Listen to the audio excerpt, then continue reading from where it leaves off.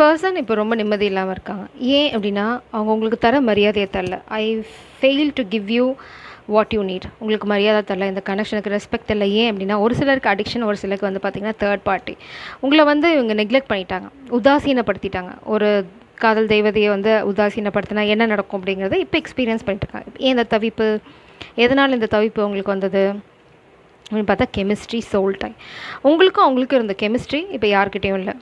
எத்தனை comic energy வந்தாலும் சரி, இல்லை அவங்க காசை தேர்ந்தெடுத்துக்கலாம், அடிக்ஷனை தேர்ந்தெடுத்துக்கலாம், எதை தேர்ந்தெடுத்து அவங்க போனாலும் அது ஃபெயில்டு அட்டெம்ப்ட். உங்களை எந்த அளவுக்கு மிஸ் பண்ணுறாங்க அப்படின்னா, அவங்கள சுற்றி என்ன நடந்தாலும் அவங்களுக்கு அதில் ஃபோக்கஸ் இல்லை. அவங்க வந்து என்ன சொல்கிறது, எதை மிஸ் பண்ணாங்களோ அதில் தான் இருக்குது. இங்கே பார்த்தீங்கன்னா தேர்ட் பார்ட்டி முன்னாடி டான்ஸ் ஆடிட்டுருக்காங்க, ஆனால் அவங்களுக்கு அக்கறை இல்லை. அவங்க மிஸ் பண்ணுறது உங்களோட காதல், இன்னும் உங்கள் நினைவுகளில் தான் அவங்க சுற்றிட்டுருக்காங்க. இது வந்து பிரபஞ்சம் அவங்கள ரிமைண்ட் பண்ணிட்டு இருக்காங்க. எதை மிஸ் பண்ணிட்டேன், எதை மிஸ் பண்ணிட்டேனோ தெரியுமா, எதை மிஸ் பண்ணிட்டேன்னு தெரியுமா. இங்கே பாருங்கள், ஹெரோஃபென்ட், கமிட்மெண்ட். ஒரு சிலருக்கு இந்த பர்சன் பதவி, சோஷியல் ஸ்டேட்டஸ், இல்லைனா வந்து வீடு, பணம், காரு, பங்களா, இந்த மாதிரி ஏதோ ஒரு 3D வேர்ல்டு விஷயத்துக்காக, இல்லை வேலை, சம்திங் லைக் தட், ஒரு போலியான விஷயம் வந்து நிரந்தரமானது இல்லை. அவங்க ஏர்ன் பண்ணது இல்லாது, யாரோ ஒருத்தங்க அவங்களுக்கு பிச்சை போடுறது. ஸோ அந்த ஒரு சிலைக்கு லிட்ரலாக கையேந்தி அங்கே பிச்சை வாங்குறதுக்காக இந்த கைகள் ஃப்ரீயாக வச்சுக்கணும் இல்லையா. அவங்களுக்கு நீங்கள் இருந்தீங்கன்னா அப்படி பிச்சை வாங்க முடியாது.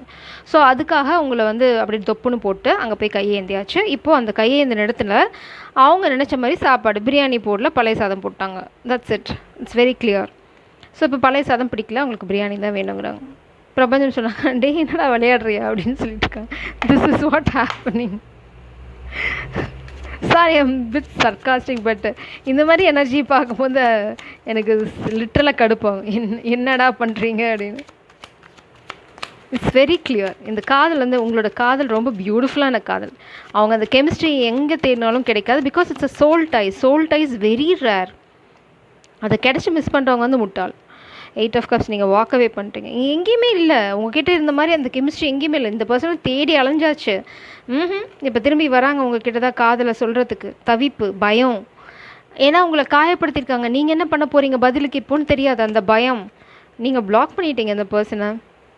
ரொம்ப காடட் இந்த பர்சன். மேபி பாஸ்டில் இந்த பர்சன் உங்களை பிளாக் பண்ணியிருக்கலாம், கண்டுக்காத மாதிரி நடந்திருக்கலாம். இப்போது யூ டிட் இட். இப்போ பாருங்கள், காதல் உள்ளே வருது.